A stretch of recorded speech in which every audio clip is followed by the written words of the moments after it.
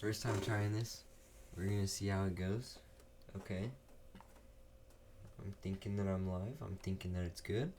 We're gonna watch a philosophy video, at least one, and react to it and input my opinion. Okay?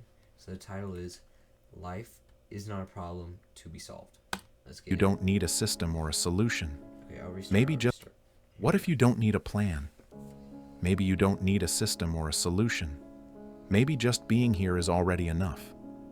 We live in an age addicted to answers, to avoiding uncertainty, to fixing whatever feels off. Every emotion must be explained. Every goal should be optimized. Every part of life is treated like something that can be improved and solved, if only we try hard enough. But Søren Kierkegaard, the Danish philosopher, offered a different view. Life is not a problem to be solved, but a reality to be experienced. It's a quote we see often.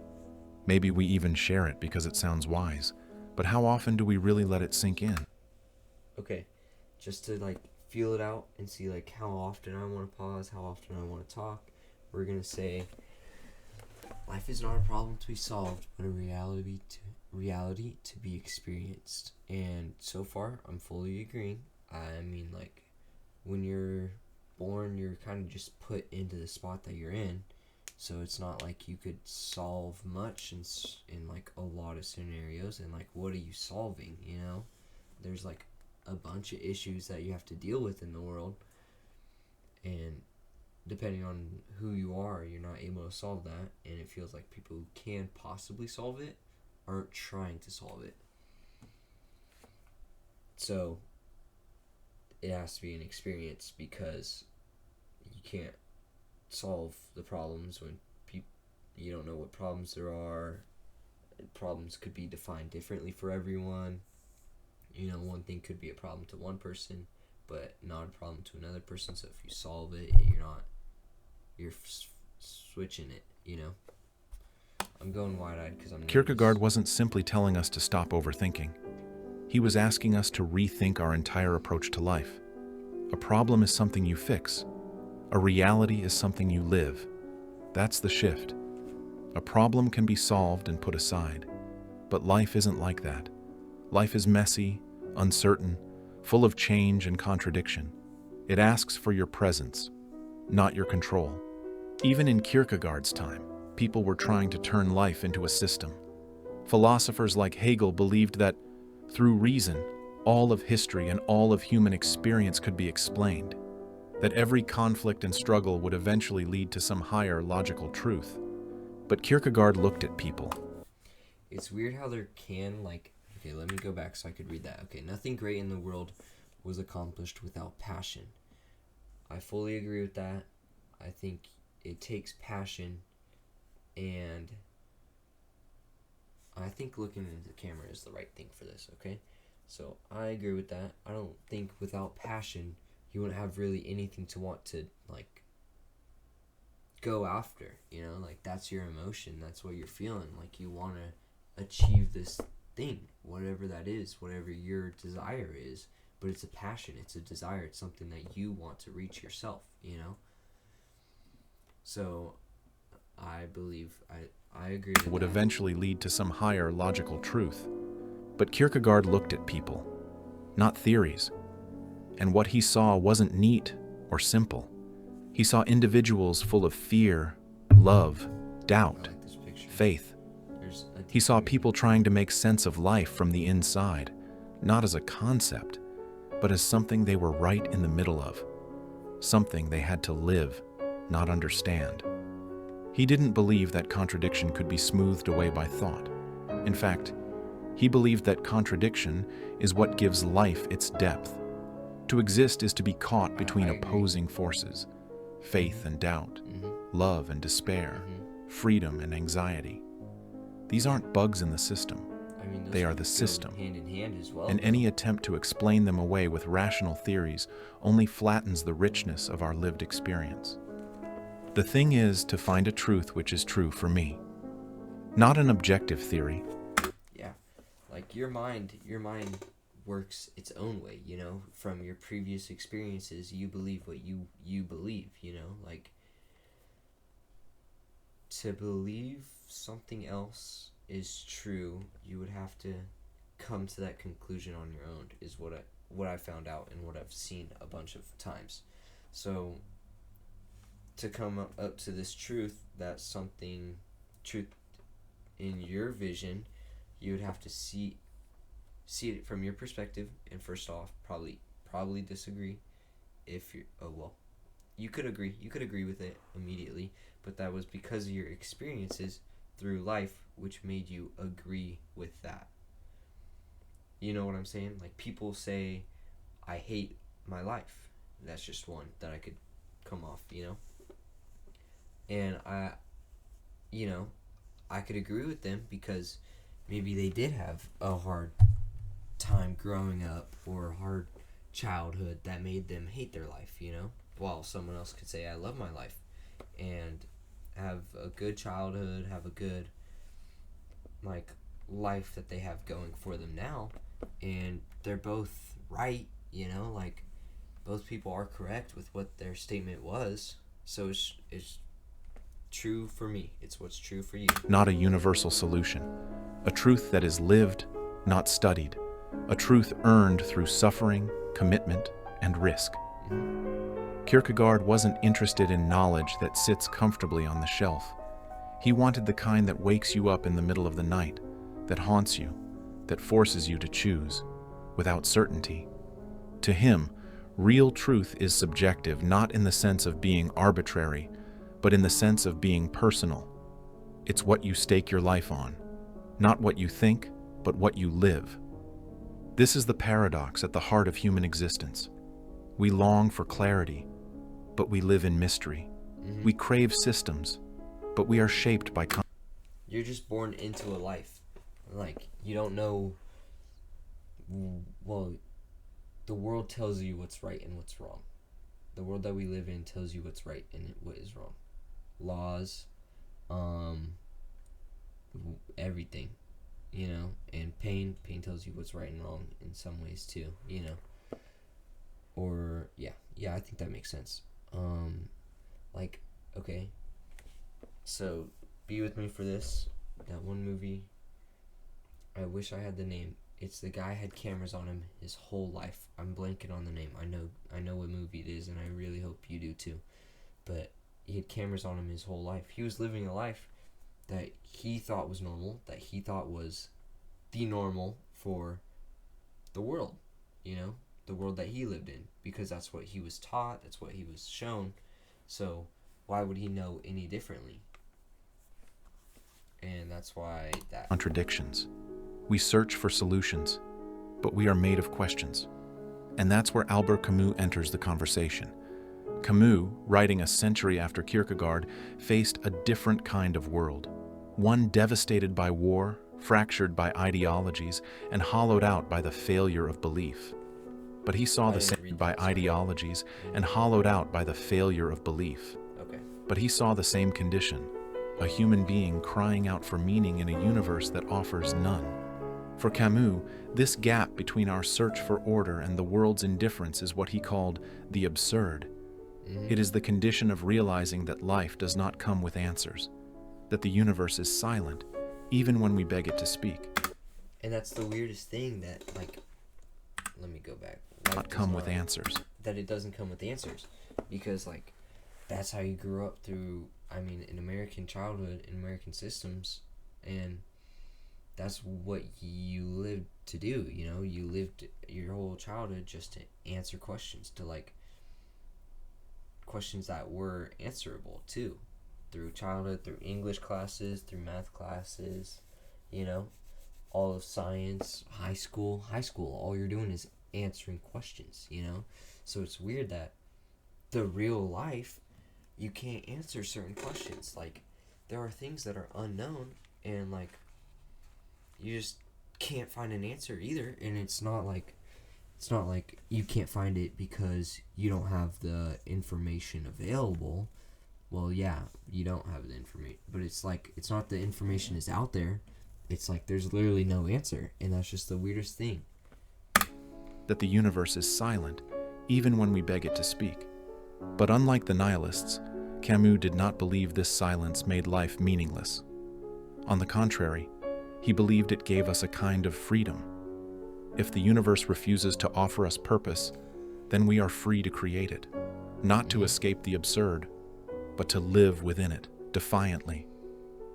In the myth of Sisyphus, Camus retells the story of the man condemned to push a boulder up a mountain for eternity, only to watch it roll back down again and again. A futile, senseless task. But Camus doesn't see tragedy in this repetition. He sees liberation. He writes, "The struggle itself toward the heights is enough to fill a man's heart. One must imagine Sisyphus happy." That's crazy. That's crazy. I don't think I've really heard that quote. I've just seen like TikTok images of people like carrying boulders up, like, "Hey son, what are you doing?" And it's trying to improve. So I didn't know that like he enjoyed the process of carrying, but that's really good. That's like actually changing my perspective, because like I struggle on achieving better and doing better. Like even this, it's something new. It's something like I'm scared to do. I'm uncomfortable doing it, but I want to do it. I do want to do it. That's why I'm doing it. As we were just talking about earlier in this video too, which is cool. Your passion. So it's like that's really good and really helpful, because like you're learning to like the process, to enjoy the process, and not just want the final result, like, because the result is what pushes a lot of people getting that ending, but if he never had an ending, then he could have seen it as torture his whole life, what must have gone on, but instead he started to enjoy the process and change his mind, which is also what I was saying earlier on, like, he who hates himself and he who likes himself are both right, or something. I know I should have said that better. He who thinks he's right and he who thinks he is wrong are both correct. That's, because the power of the mind. Okay, back to the video. This is not the happiness of comfort or resolution. It is the joy of embracing the struggle without demanding it justify itself. It is the fierce grace of living without appeal, of refusing to ask for guarantees. Where Kierkegaard leaps into faith, Camus stays grounded in the absurd. But both arrive at a shared truth, that life is not a question to be answered. It is a tension to be held, a burden to be carried, a beauty to be encountered. And both reject the idea that our purpose is to escape the discomfort of existence. That's the lie we are often sold today, that if we just meditate more, or... That's so weird. Like, I'm just thinking about my life right now, like, it's kind of, there's times that are worse than others, where, like, I'm like, oh, this is horrible, what am I doing? It's like, I just have to let it ride. I have to enjoy the process of going through life, That's weird, because, like, I'm not at where I want to be, but I'm supposed to enjoy it right now too, Like, that's crazy. And I'm just, like, even if I don't get to where I want to be, which I hope I do, I think that's everyone's dream. That should be everyone's dream, is to get to where they want to be. But that's crazy that you can't just hate yourself because you're not there yet, That it's the vision that you should enjoy the process of getting there. And then, like, if you do get there, set your goal higher. Why not? You accomplish this. Why can't you accomplish this? And you're supposed to enjoy that process. That's crazy to think. Crazy, like, mind changing. Read the right book, or install the perfect morning routine, we'll feel finally fixed. But we aren't puzzles. We aren't broken machines. We are not formulas waiting to be solved. We are beings, finite, flawed, full of longing. And life meets us not with solutions, but with mystery. The irony is painful. The more we try to fix life, the more tangled it becomes. The more earnestly we search for an instruction manual, the more lost we feel when we inevitably discover there isn't one. So I'm blanking on his name, and I always sucked with names, so I think I'll work on that, because that's something I want to be better with. But he, this guy, the older guy, right, that I'm covering, he was stuck in a labyrinth in Greek mythology, and he built these wings to get out, to finally escape this labyrinth, because he was in the middle of it. A labyrinth is a maze that expands on forever, or something like similar definition to what I just said. So he built these wings that he out of something, because he's very smart, very very smart guy, and he like covered them in a wax so they would be able to fly. And he built some for, I believe that's his son as well, and his son enjoyed flying too much that he went super high into the sky, and he warned him, and it was like, stop, you're gonna get too high, the wax is gonna melt. And he ends up unaliving. I don't know if I could say the terms on here because it's my first like real stream. So he ended up being unalived because of that. And that's weird to think too. It's just, I don't know where I'm going with this, but he overestimated himself and the capabilities, which caused him to not be here anymore, which is also, I feel, a very human trait, because I overestimate a lot of things too, I overestimate myself with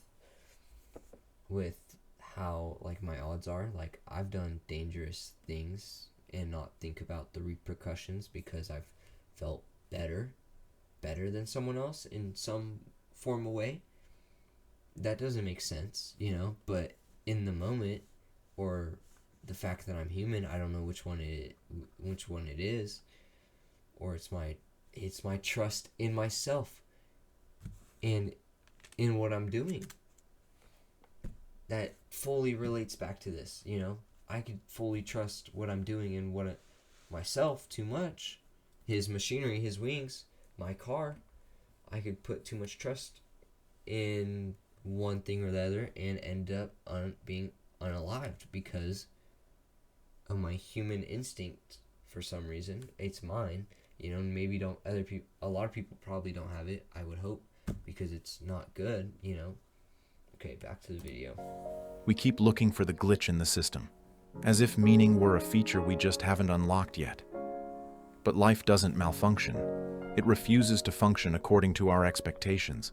It resists completion. It eludes finality. And so we often respond by treating our inner lives as projects.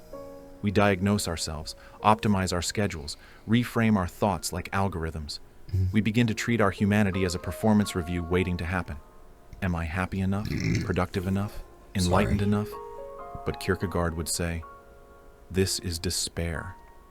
Not the loud, dramatic kind, but the quiet, ordinary. Oh. Bless me. Sorry. Despair of people who cannot be still with their own existence.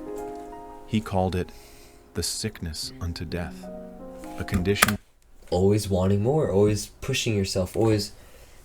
Why is that such a human nature? It's not something necessarily good for everyone, but it's something everyone, or so far in this video, that everyone does, and to my knowledge, everyone does, but someone else could not, and fully fair, I'm not hating or anything, it's just my experience with my life that I've experienced people who want more, I feel like that's a reason casinos stay open, they want more, they hit one thing and they want more, and they don't know if they're ever going to be happy, there's people who have a lot of money who, still don't feel happy, you got to find happiness in yourself. But the more the working class see money as like the main thing that you want. I mean, yes, it probably helps out a lot, and I would love money myself, but everyone does. But you still have to find that evenness where you can make money, but you enjoy the process of making it, and you love all of it. Just, the process. Love the process. It's so different from how I would think, you know? Like, I want the final. I want to get there, you know? And I want to give myself these expectations to meet at these certain times. And then my mind wants to, like, go on my phone for a while. And it's just the weirdest, like, thing. That my mind does that, even though my mind doesn't want that. You know what I'm saying? In which we forget ourselves by constantly trying to become someone else. Camus, too, warned against the false comfort of escape. In a world where there is no cosmic blueprint, we often seek refuge in illusions, religious, ideological, or psychological. We invent meaning instead of confronting meaninglessness. We chase answers instead of standing in the silence. We climb ladders that lead nowhere, just to avoid falling into ourselves. But both Camus and Kierkegaard believed there was another path, one that doesn't lead away from life's chaos, but directly into its center. A path where we stop asking life to explain itself and start listening to what it's asking of us. To live this way is not to give up, it is to wake up. It is to understand that life was never meant to be conquered. No. One second.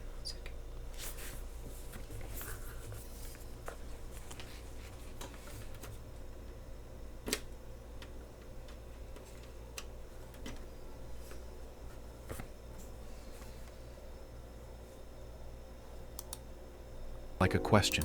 Okay, time out. Because I want to explain what just happened. My headset loses its audio when my mini fridge starts. Every time. How does that make any sense? I don't think the PC is plugged into the same outlet, but it's only my headset that loses. It makes no sense to me. I mean, if someone else free to tell me why, I'd love to know. I mean, I could figure that it's the outlet, but still weird. Not with the arrogance of someone seeking an answer, but with the reverence of someone who knows the question is alive. Mystery is not ignorance. It is presence. It is the humility to say, I do not fully understand this life, and I do not need to. I will live it anyway. I will live it honestly.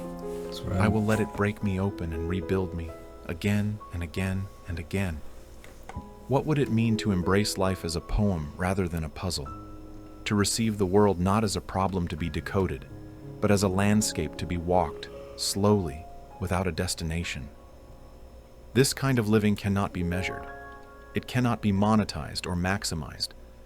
It asks something deeper of us.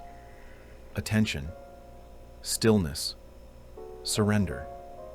It asks us to notice. And having stillness, being stillness, is such a weird emotion to be, like, okay with. Because for some reason, my mind has implanted the fact that I need to be doing something to be considered productive, to be considered, in my mind, you know, to be productive. And that's what I want to be, like, a lot of my life, a lot of my time, because I don't like where I'm at, so I want to be productive to get to a better spot. But stillness is literally okay, and part of what my mind wants to do. Weird. The way sunlight falls on a windowsill in the late afternoon. To sit with grief without rushing it out the door. To let joy come and go without interrogating it. To stop performing our lives and simply be in them. And this, perhaps, is the most radical act of all in the modern world. To live without trying to solve everything. Kierkegaard speaks of the knight of faith, the person who moves through the world without guarantees, but with trust. Not blind faith, but the courage to stand where there are no clear answers. Camus echoes this in his image of Sisyphus, rolling his boulder not as punishment, but as affirmation. They both knew what we keep trying to forget, that our deepest task is not to solve life, but to remain human in the middle of it. Gosh. There is a quiet strength in giving up the search for resolution, in ceasing to demand that life add up. There is power in standing still while the world... Maybe it's just me, but this is so comforting. Like, it helps me with everything. It seriously does. Like, he's telling me my mind really needs this comfort in like going with the flow. I try to. I still stress about it though, you know, like there's things that like really stress me out that I just, you know, but I try to like go with the flow with it, but like he's fully backing me up on this, you know? Like he's helping understand that you can just go with the flow and that is life. That's A-okay to do. Spins with strategies and slogans and systems.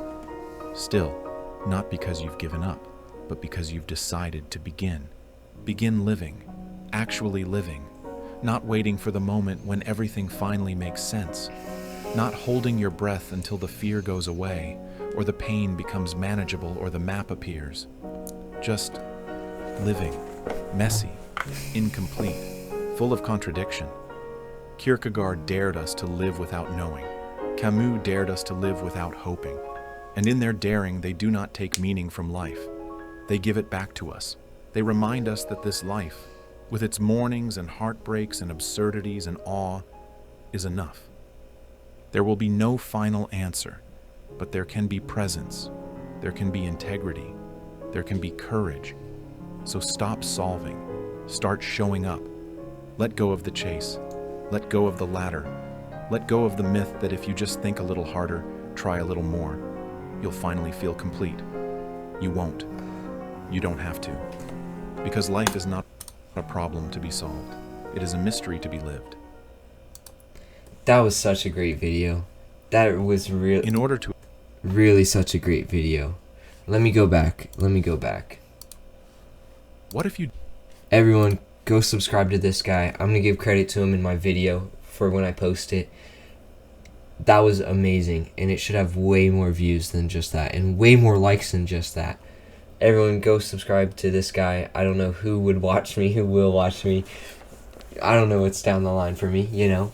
And enjoy it. Enjoy the pathway that you have to go down, that you're going down, you know? Don't just always look at the bigger picture, you know?